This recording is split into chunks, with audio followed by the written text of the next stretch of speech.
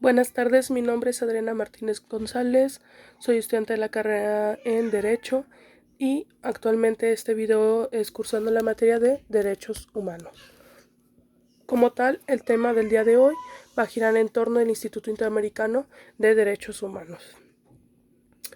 Con base en el Instituto Interamericano de Derechos Humanos, el IDH, para ser un poco más breve, en algunas ocasiones voy a mencionar IDH para resumir la palabra, ¿no? La protección de los derechos humanos no debe entenderse como un conjunto de normas aisladas, sino como un conjunto integral de garantías donde coexisten la soberanía estatal y la vigilancia internacional, ¿no? A continuación, pues voy a detallar un poco las ideas centrales sobre la protección nacional e internacional, estructuradas pues para ofrecer una comprensión un poquito más profunda y técnica del tema. Como punto número 1, voy a hablar de la protección nacional en el ámbito interno y pues la soberanía. La guía del IIDH establece que la primera línea de defensa de los derechos humanos es el propio Estado. Como tal, el gobierno debe ser el primero que debe ser el primer mediador en un asunto de violación a un derecho humano. La protección nacional no es opcional, sino una obligación soberana derivada de la aceptación de principios universales. Al aceptar como tal esta soberanía, pues tienes la facultad y el derecho de tener que hacerte cargo de estos temas. Como tal, el Estado tiene el deber de prevenir, investigar y sancionar pues las violaciones de derechos humanos, como lo acabo de comentar. Esta protección como tal se materializa a través de la Constitución, las leyes locales y fundamentales y pues como tal como el poder judicial, ¿no? Como una entidad propia. Para esto, los mecanismos que se dan en este ámbito son los mecanismos como el amparo, el habeas corpus, el habeas data, son herramientas nacionales que permiten al ciudadano confrontar actos de autoridad arbitrarios. Las defensorías del pueblo y las comisiones de derechos humanos actúan como observadores internos, aunque su efectividad depende de su autonomía frente al poder político. Como tal, si no tiene una autonomía, pues se frenan un poco los movimientos como tales. Como punto número 2, sería la protección internacional, hablando ya como del carácter complementario y subsidiario, que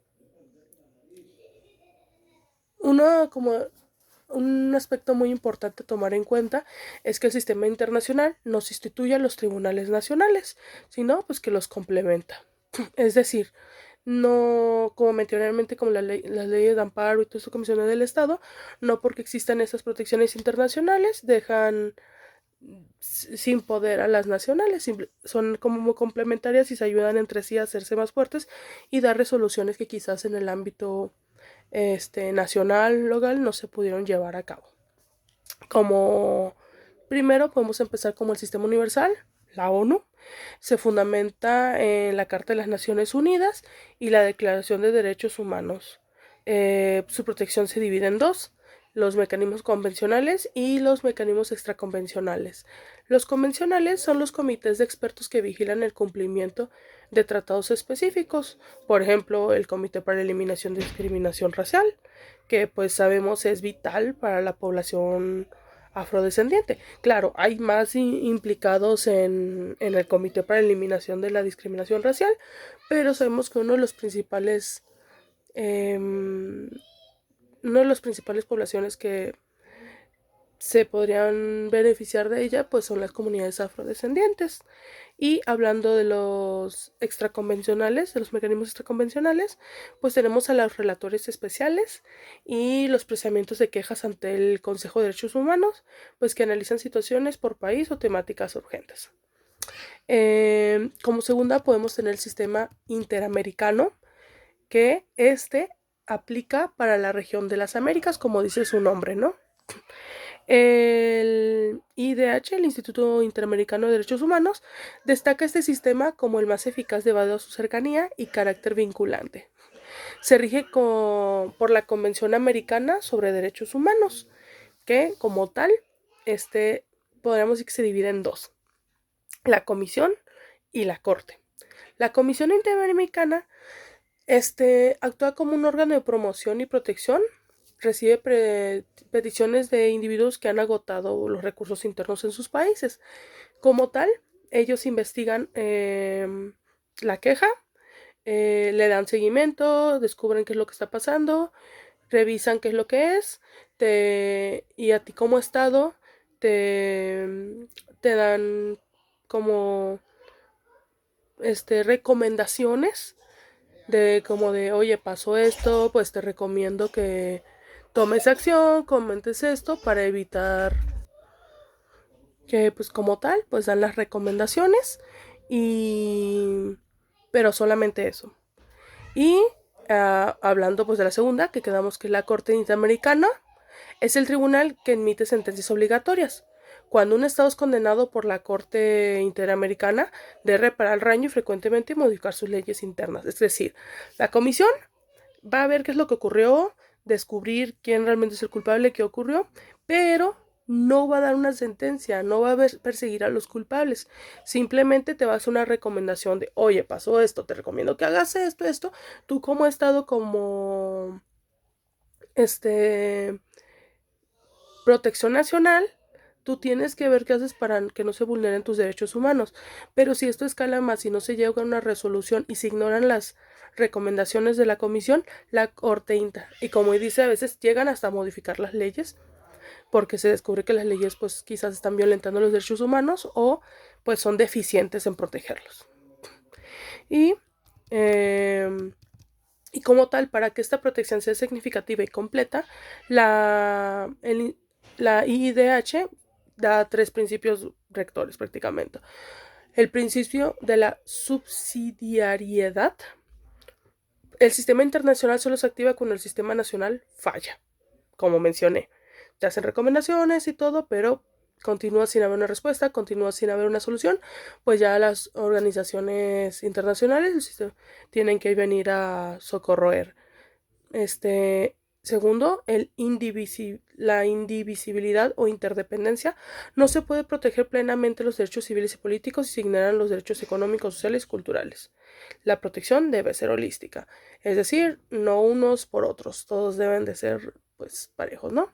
Y la responsabilidad estatal por omisión. El Estado es responsable no solo cuando sus agentes torturan o matan, sino también cuando permiten que particulares, grupos criminales o empresas violen derechos sin que el sistema judicial intervenga. En ese momento no puedo recordarlo exactamente, pero recuerdo haber estudiado en su momento un caso que terminó en la Corte Interamericana porque terminó primero en la comisión, pero como no se dio una solución se tuvo que ya recurrir a la corte. Fue el caso aquí en México, donde en una comunidad indígena que no hablaba el idioma español, castellano, que hablamos cotidianamente, solo hablaba una de sus lenguas nativas indígenas. Un grupo de soldados que fueron a la sierra pues abusaron de ellas. Al no poder expresarse correctamente en su idioma, fue muy complicado levantar denuncias y todo sobre el tema, pero lograron que alguien pues entendiera su idioma, los comprendiera, los apoyara.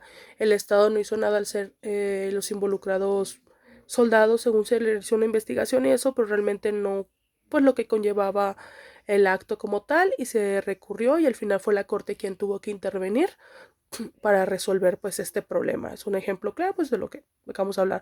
Hubo desde lo nacional, lo internacional y como tal, ¿no? Y pues tras analizar todo esto de la IDH, concluye pues que la protección internacional es el límite ético y jurídico a la soberanía de los estados. O sea, se obtuvo como resultado que el conocimiento de estos sistemas es una herramienta de empoderamiento para grupos históricamente excluidos como las personas afrodescendientes, los indígenas, personas de diferentes comunidades, idiomas y todo, permitiéndoles elevar sus demandas a un plano donde el poder político local no puede silenciarlos. Es decir, las instancias internacionales a veces pueden darles ese poder que el propio Estado pues se los deniega. La protección de los derechos humanos es en última instancia una red de seguridad. La nacional es el tejido diario de la legalidad, mientras que la internacional es el esfuerzo que impide que el individuo quede desamparado ante el abuso del poder. Como tal, pues, como lo mencioné anteriormente, están para proteger esas limitantes, esas deficiencias que los derechos humanos como quieran proteger los derechos humanos en un aspecto nacional, en un aspecto internacional, pues pueden ser un poco más sobrellevado. Por mi parte es todo, muchas gracias.